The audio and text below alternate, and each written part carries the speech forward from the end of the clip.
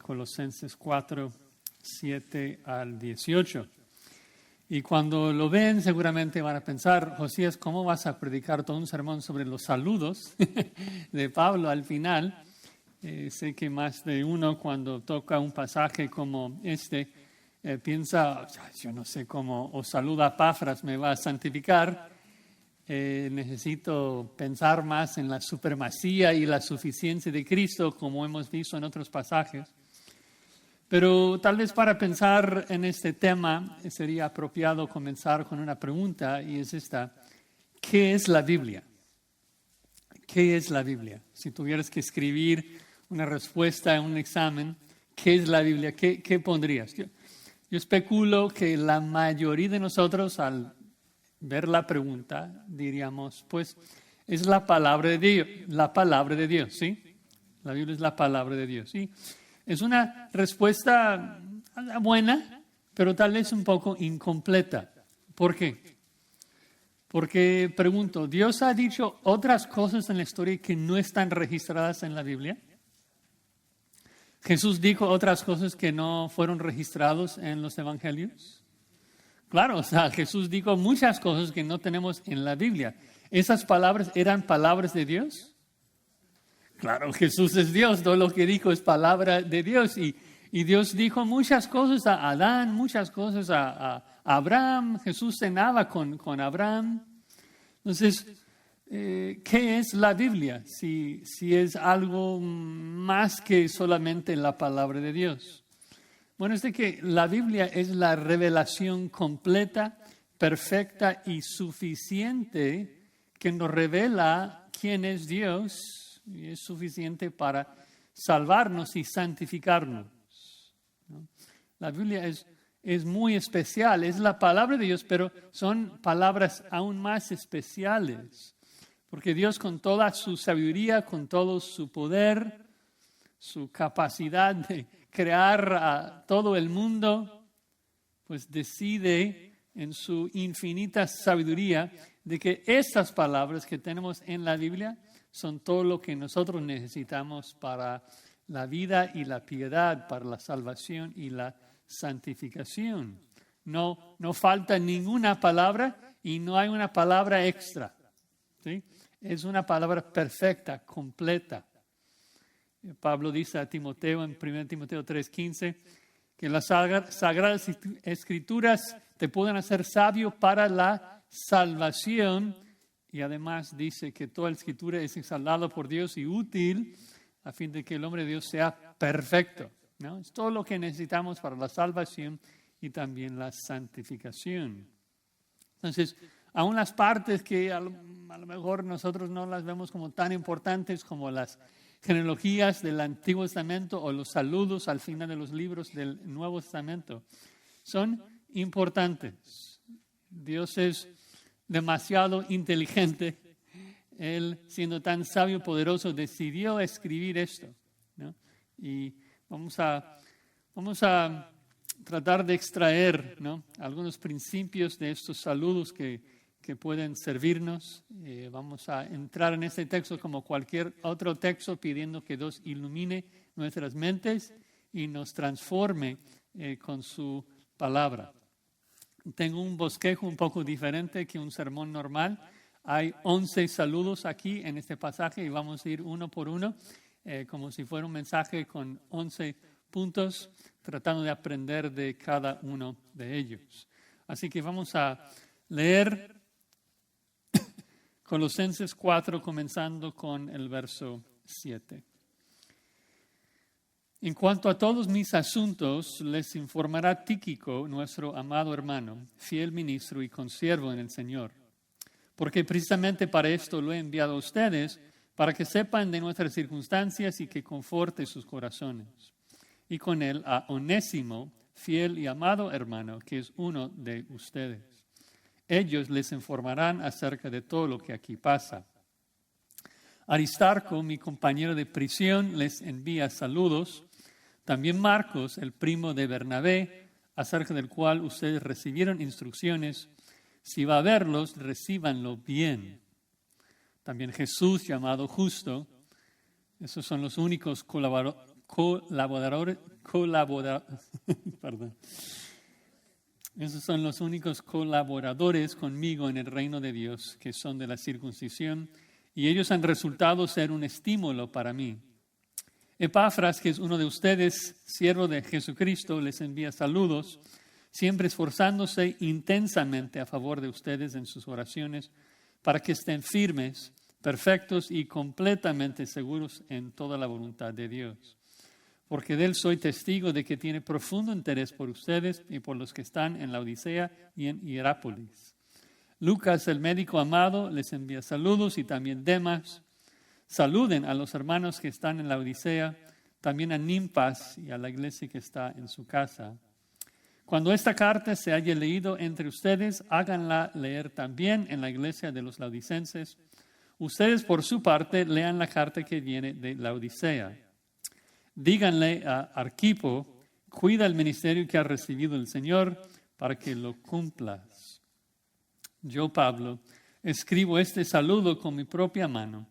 Acuérdense de mis cadenas.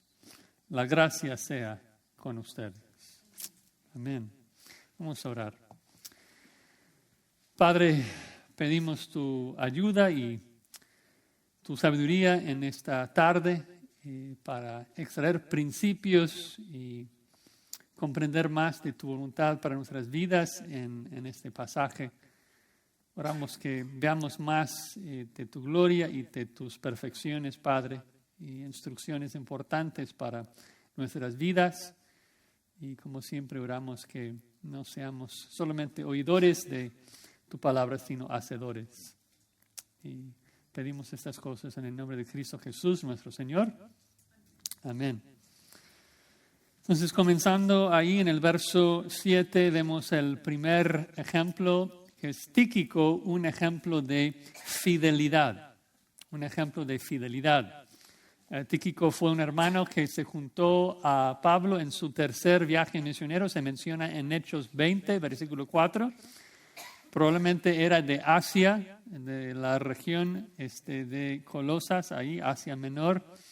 Y Pablo mandó las cartas de Efesios, Colosenses y Filemón con él. Es decir, que es un hermano fiel en quien Pablo confía. Pablo lo llama un hermano muy amado, fiel y un co-siervo o un co-esclavo. Y vemos eso también en el libro de Hechos, de que Tíquico acompañaba a Pablo por todo su tercer viaje misionero hacia Jerusalén y hasta ahora en Roma sigue estando ahí a su lado. Se demuestra como alguien que cumplía, que era fiable. Y está ahí con Pablo, ¿no? Y la verdad es que él sigue siendo fiel a Pablo hasta el final. Aprendemos en Tito 3:12 y en 2 Timoteo 4:12 de que Pablo consideraba a Tíquico como un hermano que podría reemplazar incluso a Timoteo y a Tito, que son los mejores de los compañeros y discípulos de Pablo. Así que Pablo manda a Tíquico ahí a Colosas con el deseo de que Tíquico pudiera comunicar con la iglesia cómo le iba a Pablo en la cárcel y también escuchar noticias de parte de la iglesia en Colosenses para regresar noticias a Pablo. Y Pablo lo hace, como dice, para consolar sus corazones. Él está seguro de que cuando ellos escuchan cómo el evangelio se estaba extendiendo por medio del ministerio de Pablo, aún estando encarcelado a un soldado romano, de que ellos aprenderían y tomarán más ánimo de predicar también ahí en Colosas. Vemos en otra carta de prisión paralela en Filipenses que lo mismo pasa, que Pablo explica a ellos. Dice, quiero que sepáis, hermanos, que las cosas que me han sucedido han redundado más bien para el progreso del evangelio. De tal manera que mis prisiones se han hecho patentes en Cristo en todo el pretorio y a todos los demás. Y la mayoría de los hermanos, cobrando ánimo en el Señor con mis prisiones, se atreven mucho más a hablar la palabra sin temor. Entonces Pablo obviamente espera el mismo resultado allí en la iglesia de Colosenses, que al escuchar el ministerio de Pablo, que sean animados. Y pues es también un confort, ¿no?, para nosotros escuchar esto y en cierto sentido, como vimos la vez pasada, cuando vemos el ejemplo de Pablo al evangelizar, es una exhortación, incluso un regaño, de que si Pablo tenía un ministerio tan fructífero, tan lleno de gozo, estando encarcelado allí en Roma por predicar la fe, nosotros que estamos aquí libres debemos predicar con aún más valentía y denuedo. Bien, pasemos al versículo 9. Tenemos que avanzar aquí, son 11. Ahora vemos en el versículo 9, segundo ejemplo, que es Onésimo, un ejemplo del perdón, un ejemplo de un hombre que fue y debía ser perdonado. Dice, con Onésimo, amado y fiel hermano, y noten que es uno de vosotros. Dice, todo lo que acá pasa os lo harán saber. Yo doy por sentado de que Tíquico leyó primero la carta de Filemón antes de leer Colosenses.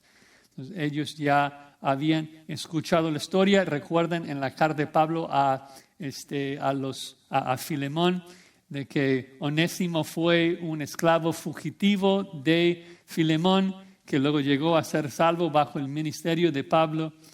Y la lección que Pablo da allí es de que el perdón no solamente es no regresar un daño a alguien, sino de amarle activamente, de abrazarlo, de recibirlo como un hermano.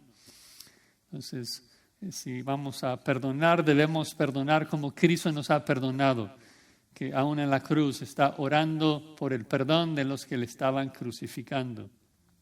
Obviamente, eso se trata primordialmente con los hermanos en la iglesia, donde puede haber reconciliación.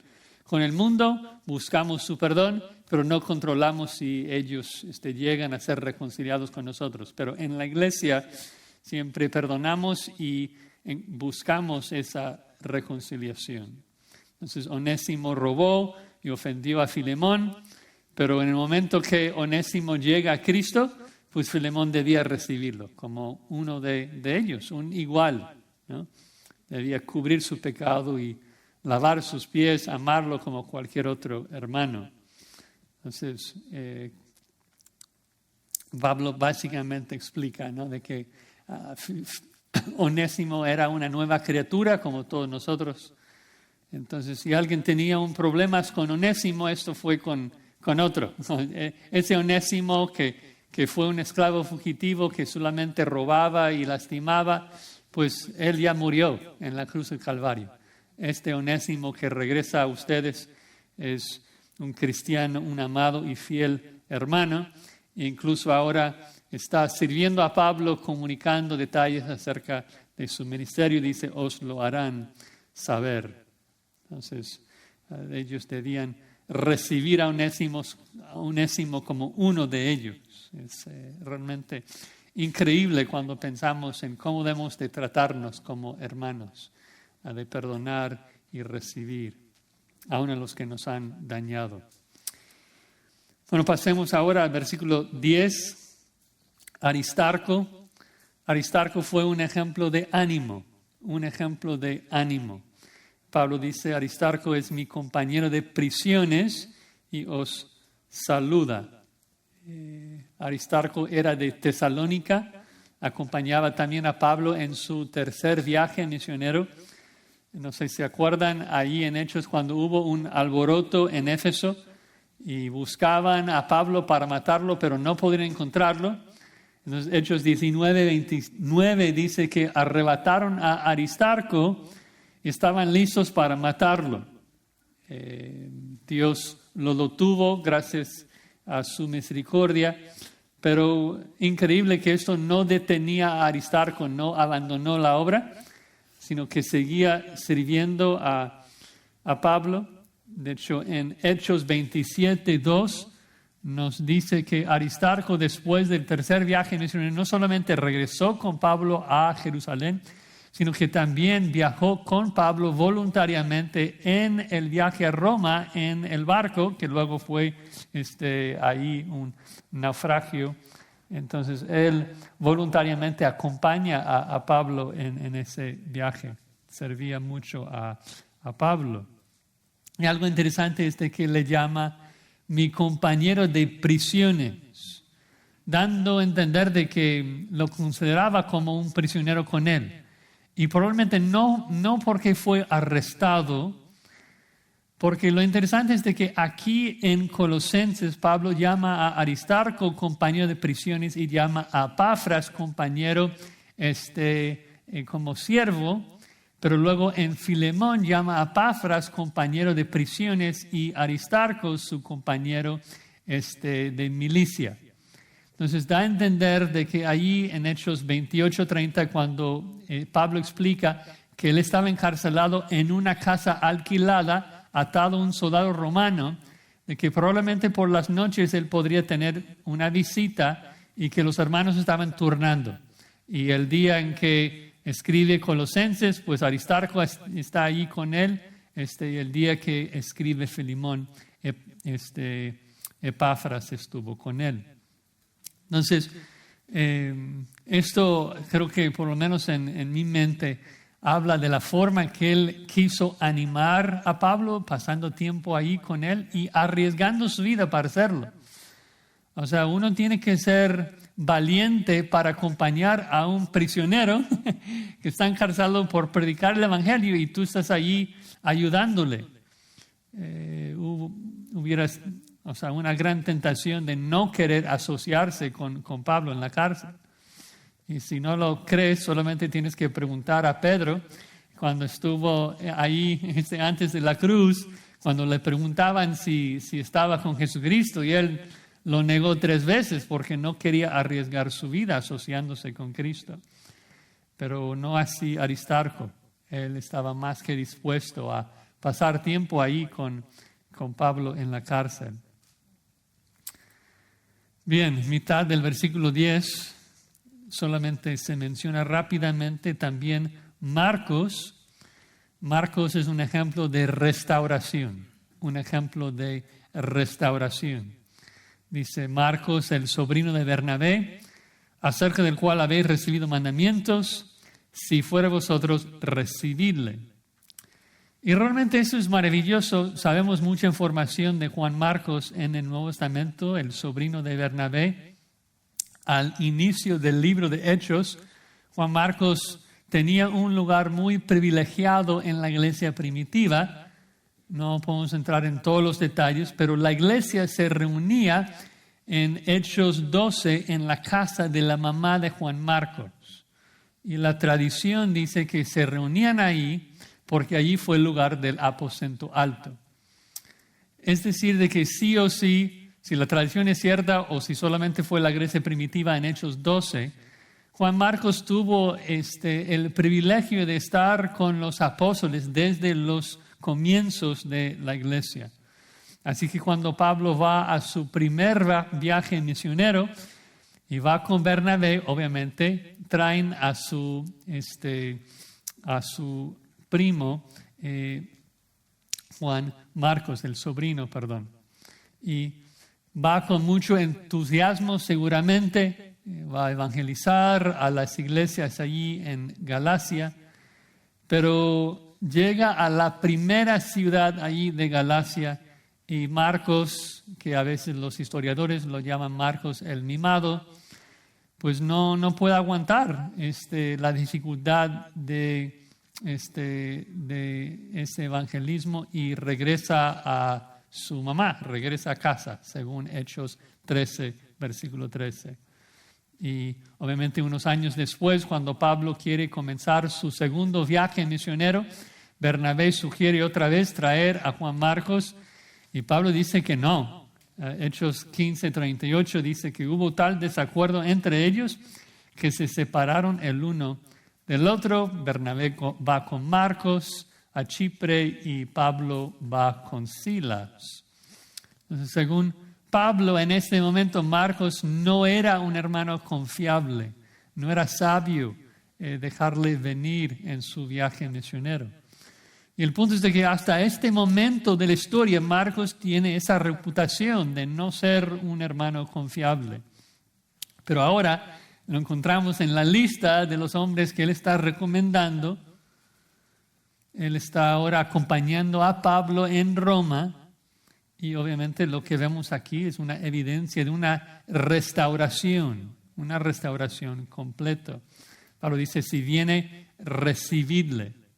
Y me encanta esos dos ejemplos de Onésimo y Marcos, uno que fue salvo, otro que fue santificado, y regresan a Colosas como personas diferentes, con una reputación diferente. Y eso demuestra el punto de Colosenses de que Cristo es superior y Cristo es suficiente para transformar vidas, para salvarte y para santificarte. No importa si eras un esclavo fugitivo, ahora eres uno de nosotros. No importa si fallaste, como Marcos, si tú hoy decides confiar en Cristo y seguirle y andar en Él, entonces estás más que bienvenido. Y luchamos con eso como cristianos, ¿no es cierto? Alguien peca contra nosotros y aunque pide perdón, guardamos rencor y no restauramos a esa persona en nuestras mentes, no lo recomendamos. A lo mejor pecó con nosotros hace 10, hace 15 años antes y seguimos, ¿no? Con esa misma idea de que no ha cambiado. Si es cristiano, ha cambiado. El Espíritu Santo mora con él. El Espíritu Santo es poderoso para transformarnos, ¿no? Entonces, nunca debemos subestimar la suficiencia y el poder de Cristo para cambiarnos, ¿no? Pablo creía en ese poder de Dios. Entonces, cuando él se reconcilió con Marcos, quiso que todo el mundo lo supiera. Lo puso en la Escritura. Y se pone aún mejor porque después del escrito de Colosenses, unos tal vez 4 o 5 años más tarde, cuando Pablo está a punto de morir y escribe 2 de Timoteo, él dice lo siguiente en 2 Timoteo 4:11, toma a Marcos y tráele contigo porque me es útil para el ministerio. Ya para el final de la vida de Pablo, el hombre que no quiso en su viaje misionero Juan Marcos, ya lo quiere a su lado, ¿no? Porque le es útil para el ministerio. Un ejemplo de una restauración completa, hasta el punto de que Marcos también luego al final de su vida escribe el Evangelio de Marcos, ¿no? Al lado de Pedro, animando a los hermanos. ¿Y qué hace? ¿Cuál es el punto principal de Marcos? Pues animar a hermanos que fracasan como Pedro y como Marcos a seguir adelante y seguir proclamando el nombre de Cristo. La historia nos dice que Marcos finalmente fue martirizado en Roma por predicar a Cristo. Así que comienza su ministerio, pues ni siquiera podría sufrir las consecuencias y las molestias de un viaje y termina su vida pues dando su vida por Cristo. Un ejemplo de restauración y un gran ánimo de que aunque hasta hoy no has servido fielmente, pues Cristo es suficiente para ayudarte a terminar bien, ¿no? De esforzarse y terminar bien. Versículo 11. Justo que es un ejemplo de consolación. Un ejemplo de consolación. Dice Jesús llamado justo, que son los únicos de la circuncisión que me ayudan en el reino de Dios y han sido para mí un consuelo. Pablo amaba a sus compatriotas, los judíos. Su costumbre en el libro de Hechos fue ir primero a la sinagoga para presentarlos el Evangelio y luego, después que fue rechazado, fue a las iglesias, o sea, a los gentiles para predicarles el Evangelio.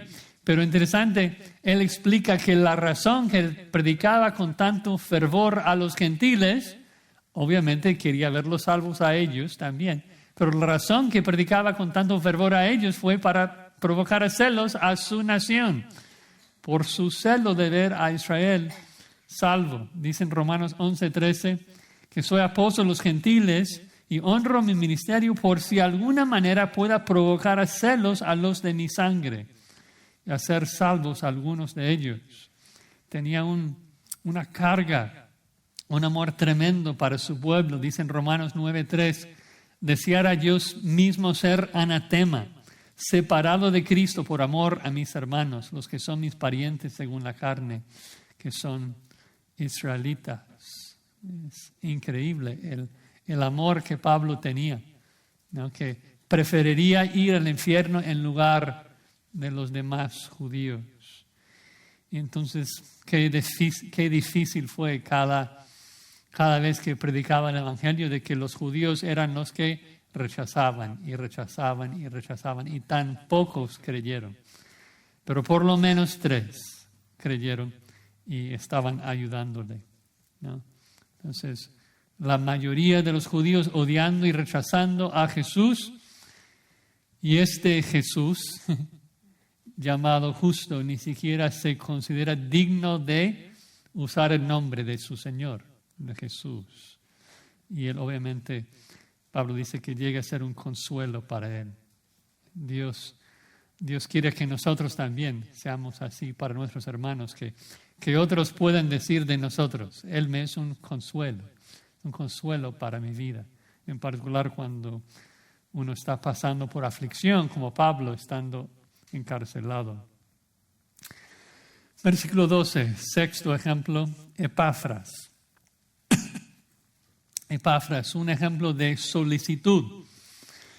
Dice, os saluda Epafras, el cual es uno de vosotros, siervo de Cristo, siempre rogando encarecidamente por vosotros en sus oraciones, para que estéis firmes, perfectos y completos en todo lo que Dios quiere.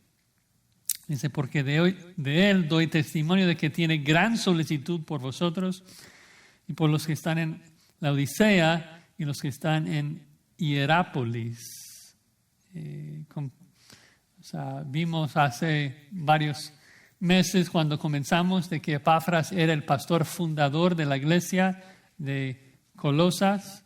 Parece que trabajaba y evangelizaba en todas las ciudades alrededor de la Odisea y Hierápolis. Y Pablo le llama literalmente un esclavo de Cristo, un esclavo que servía a Cristo. Y dice que estaba rogando a favor de los colosenses, ¿no? Que tenía gran solicitud, ¿no? Y buscaba el mejor de la iglesia. Oraba que estuvieran firmes, perfectos y completos.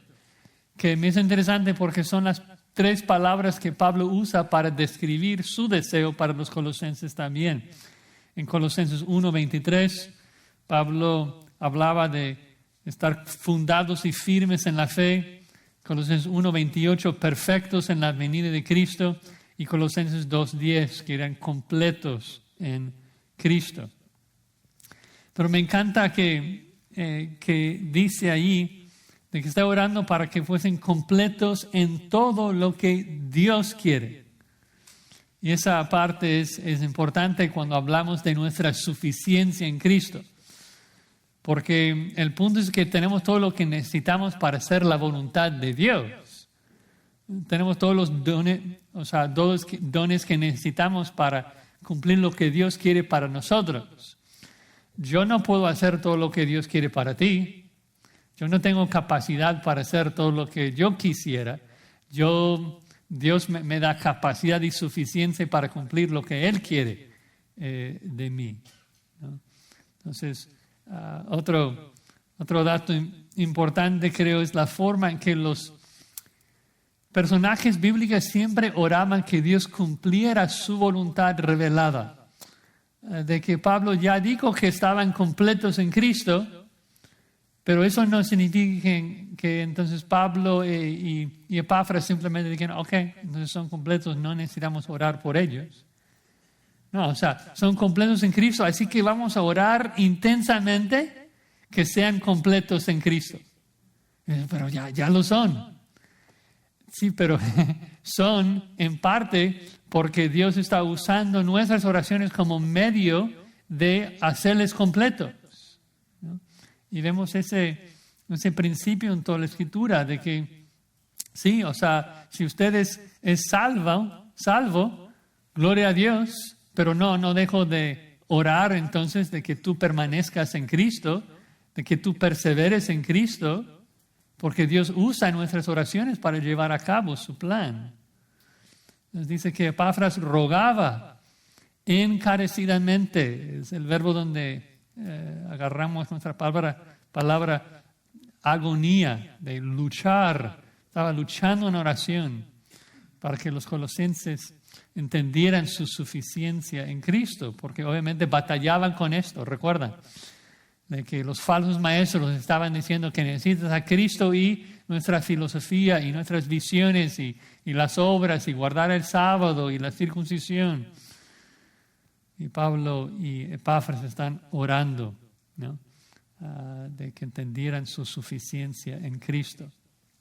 Y finalmente creo que Pablo habla, porque es la sección tal vez más grande de los saludos donde habla de Epafras, porque obviamente Pablo va a regresar a Epafras allí, lo va a entrenar un poquito y luego regresarlo. Y obviamente no quiere que cuando Epafras llegue allí, que los falsos maestros digan, hasta que tú nos abandonaste, ¿no? Y tú, o sea, ¿quién es para estar regresando aquí? Bueno, que ya tiene el apoyo de Pablo, esto le hubiera ayudado mucho. Bueno, versículo 14, el séptimo ejemplo es Lucas. Lucas, un ejemplo de amor. Dice, os saluda Lucas, el médico amado. No nos dice mucho acá de Lucas.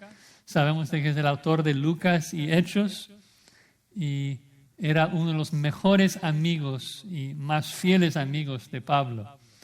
De hecho, recuerdan al final de la vida de Pablo en 2 Timoteo, en el capítulo 4, cuando Pablo está solo en su celda y con frío, y dice que todos me abandonaron menos Lucas. Solo Lucas está conmigo, ¿no? Entonces, un amigo fiel hasta el final, que es un gran ejemplo. Un ejemplo que nosotros debemos de seguir, de ser fieles amigos hasta el final. Pero eso nos lleva al único ejemplo que debemos de evitar en la lista, que es un saludo triste al final del verso 14, o sea, el octavo ejemplo, que es Demas, un ejemplo de perdición. Un ejemplo de perdición. Solamente dice y Demas, y obviamente aquí en Colosenses no dice nada más, no dice nada mal de Demas, pero al parecer, aunque está en este momento sirviendo al lado de Pablo, ayudándole y amándole, y sigue haciéndolo por 5 años más, ya 5 años más tarde leemos en 2 de Timoteo 4, versículo 9, que Pablo dice a Timoteo, procura venir pronto a verme porque Demas me ha desamparado, amando a este mundo, y se ha ido a Tesalónica.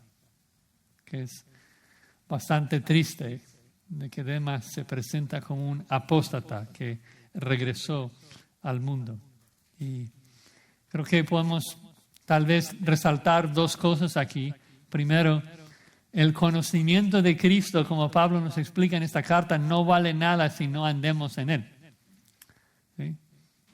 Colosenses obviamente es una carta sumamente doctrinal, llevándonos a estimar la excelsa doctrina de Cristo, su supremacía, su suficiencia, su cruz. Pero al mismo tiempo, Colosenses es una carta sumamente práctica, ¿no? Llevándonos a poner nuestros pies sobre la tierra y manos a la obra para andar en Cristo, para matar a nuestra carne, revestirnos de Cristo, ¿no? Y Demas aparentemente sabía mucho de Cristo, pero le abandonó. Y es otro recordatorio de que hoy es el día que escogemos servir o no servir a Cristo. ¿No? Somos muy dados a dar importancia al pasado, pero el pasado no importa mucho, ¿no? Cuando alguien te pregunta si eres salvo y tú contestas, sí, porque hice, ya estás mal. Porque lo que hiciste en el pasado no es lo que te hace cristiano en un sentido. Claro, es parte de, pero la razón que estamos asegurados de que somos cristianos hoy es porque hoy estamos permaneciendo en la verdad de Cristo. Hoy le amamos a Cristo. Entonces, pues Demas es un recordatorio de que tenemos que terminar bien la carrera. Bueno, versículo 15, noveno ejemplo es Ninfas. Ninfas, un ejemplo de utilidad. Dice, saludad a los hermanos que están en la Odisea y a Ninfas y a la iglesia que está en su casa. No sabemos mucho de Ninfas. De hecho, no sabemos si es Ninfas nuestro hermano o Ninfas nuestra hermana. Los manuscritos difieren en ese punto. En lo personal, yo creo que es más probable que sea una hermana en Cristo. Me parece más probable que un escriba lo cambiara a hermano que un escriba lo cambiara a hermana. No sabemos dónde ni cómo Pablo la conoció, pero era una hermana muy útil para la iglesia. Obviamente la iglesia se reunía en su casa. Es un ejemplo de servicio. Y luego agrega de que cuando esta carta haya sido leída entre vosotros, hace que también se lea en la iglesia de los laodicenses y que la de la Odisea la leáis también vosotros. Ahora, posiblemente Pablo está haciendo referencia al libro que nosotros conocemos como Efesios. ¿Por qué digo esto? Bueno, en los manuscritos más antiguos de Efesios se presenta como una carta encíclica sin el nombre de Efesios. Una carta que se presenta como una carta que debía ir a toda la región. Y también podría ser otra carta que no tenemos. Y a veces la gente, los hermanos, se frustran con eso. Como que, ¿cómo es eso de que Pablo escribió una carta que no tenemos? Bueno, es de que Pablo no es Dios. Pablo no fue inspirado en todo lo que escribió. Pablo escribió otras cosas, escribió otras cartas a las iglesias.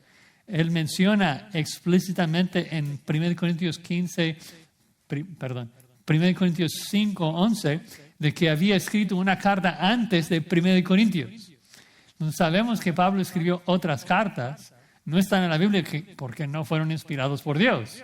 Las que están en la Biblia son las que Dios exhaló. Entonces, esas son las cartas que son inspiradas y útiles para nuestra salvación y santificación. Décimo ejemplo. Dos más. Versículo 17.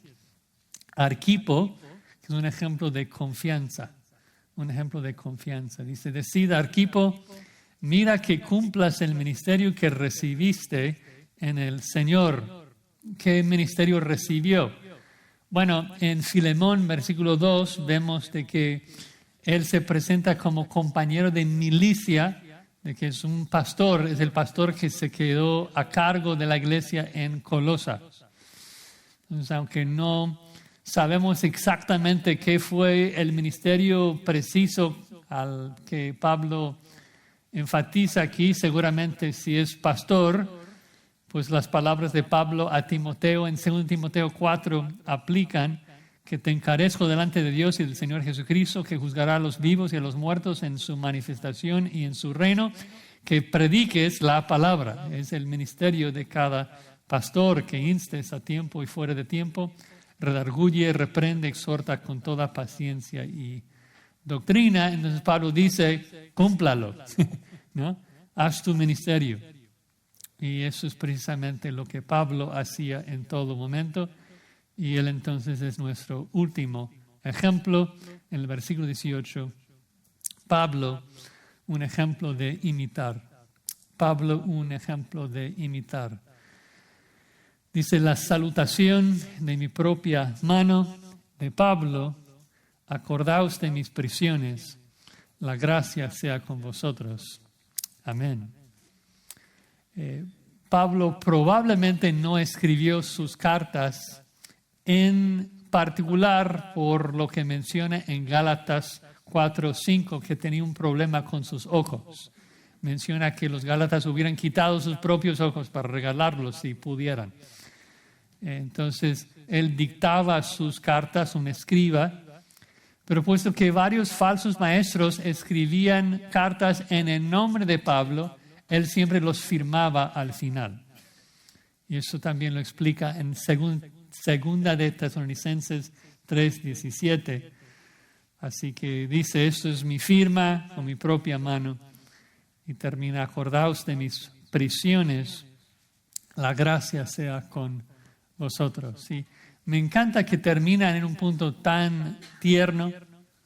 Obviamente Pablo quiso que oraran por él, pero vemos como Pablo vivía lo que decía. Él dependía totalmente de la gracia de Dios. No pretendía pelear la batalla espiritual en sus propios esfuerzos, ni por sus propios méritos. Pablo inicia su carta con la gracia de Dios y termina su carta hablando de la gracia de Dios, porque él necesitaba del Cristo supremo y suficiente que constantemente predicaba. Solamente en Él están escondidos todos los tesoros de la sabiduría. Solamente en Él somos suficientes. Y pues con los últimos, 10 minutos que tenemos, quisiera tener una conclusión un poco más extendida y tratar de resumir una vez más el libro de Colosenses, comenzando con el capítulo 1, viendo algunos golazos que vimos aquí de esta preciosa carta de Colosenses. Si quieren acompañarme o solamente escuchar, solo voy a revisar algunos puntos aquí. Obviamente Pablo comienza con sus saludos, pero es en el versículo 9, después de dar gracias a Dios por el amor y la fe, la esperanza de los colosenses, de que Él ora por ellos. Allí vemos cómo oraba sin cesar y que su petición principal era que crecieran en el conocimiento de Cristo. Porque cuando uno conoce a Cristo, esto cambia todo. Más que uno conoce a Cristo, más entiende su suficiencia en Cristo, más sabe que no necesita nada más. Y cuando uno conoce a Cristo, luego puede andar como es digno de Dios y agradarle en todo. Y uno aprende, de que Dios es quien nos hizo aptos, de que somos exceptos por lo que Cristo hizo por nosotros. Y eso le guía a ese himno tan hermoso de Colosenses 1:15 al 20, donde presenta a Cristo como la imagen del Dios invisible, el primogénito, el preeminente, el que tiene la primacía sobre toda la creación, porque Él es el creador de todo, y es el reconciliador de toda la iglesia. Él, siendo Dios, vino a este mundo y murió en nuestro lugar y hizo paz con Dios mediante la sangre de su cruz. Y Pablo explica que ahora nosotros que permanecemos en Cristo tenemos la esperanza de que Él nos va a presentar delante de Dios irreprensible, sin mancha. No necesitamos nada más. No tienes que buscar el favor de Dios. No puedes por tus obras llegar a ser más acepto delante de Dios. Cristo lava a los suyos al 100%. Así que debido a la suficiencia del ministerio de Cristo, Pablo presenta su ministerio en los versículos 24 al final del capítulo, diciendo que solamente anuncia a Cristo. Y el misterio de Cristo, de que ahora Cristo, este Cristo glorioso, mora en los gentiles, cuando creemos en Él. Y esto nos lleva al capítulo 2, donde aprendemos de que pues, no todos los maestros en Colosenses, en Colosas, creían esto. No todos enseñaban la suficiencia de Cristo. Y Pablo estaba preocupado, luchaba en oración por ellos, porque estaban siendo engañados por filosofías y huecas sutilezas, legalismo, visiones, guardando días de reposo, días mensuales, anuales. Y Pablo dice, no, en Cristo están escondidos todos los tesoros de la sabiduría. En Él habita corporalmente toda la plenitud de la deidad. Estamos completos en Él. completos. No necesitamos nada más. Solamente hay que crecer más en nuestro conocimiento de Cristo y su suficiencia, ¿no? Falsos maestros estaban tratando de enseñar que ellos tenían que ser circuncidados o que tenían que no comer ciertas bebidas o comidas o tenían que guardar ciertos días, que tenían que tratar duro a sus cuerpos. Y Pablo dice, nada de esto sirve. Lo único que sirve para la santificación, para luchar contra los apetitos de la carne, es Cristo. Y esto le guía al capítulo 3 de hablarnos de cómo luchar con nuestra carne. Y nos habla de ese principio de quitar y poner, ¿no? En los versículos del 5 al 11 habla de cómo matar a nuestra carne, las cosas terrenales. Que no debemos de pensar y buscar las cosas terrenales, sino que debemos matar la fornicación, la mentira, todo el pecado.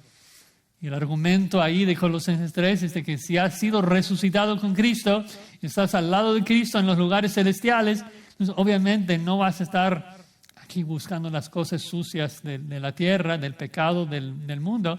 Vas a buscar vivir como la gente del cielo.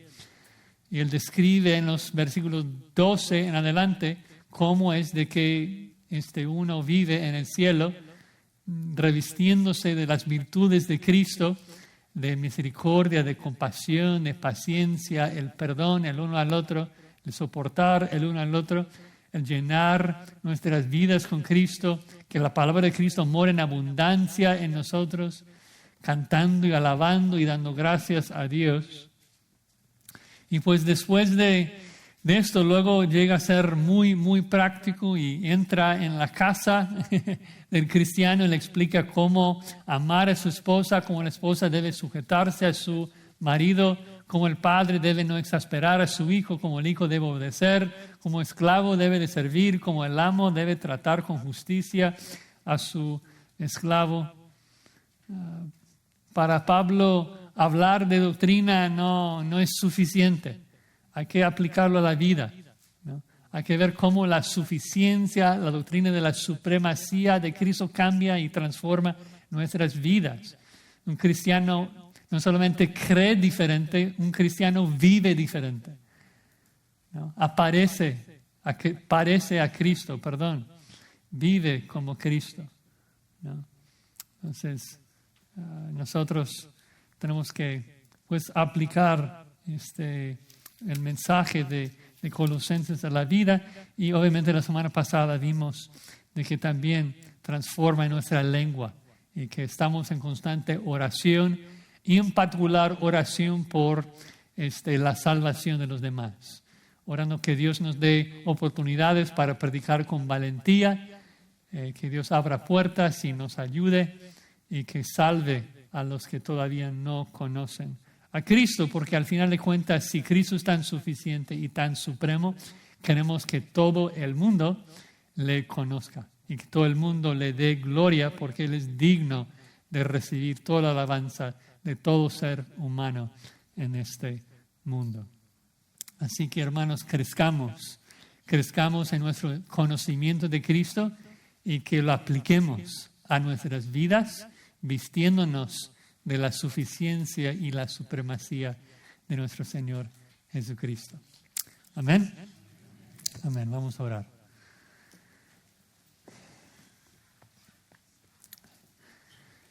Padre, gracias por tu palabra, una revelación tan perfecta, tan suficiente, tan hermosa.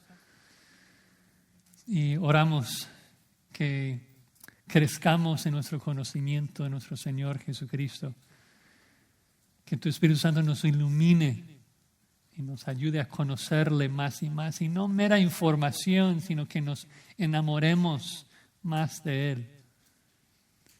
Que le conozcamos mejor cada día.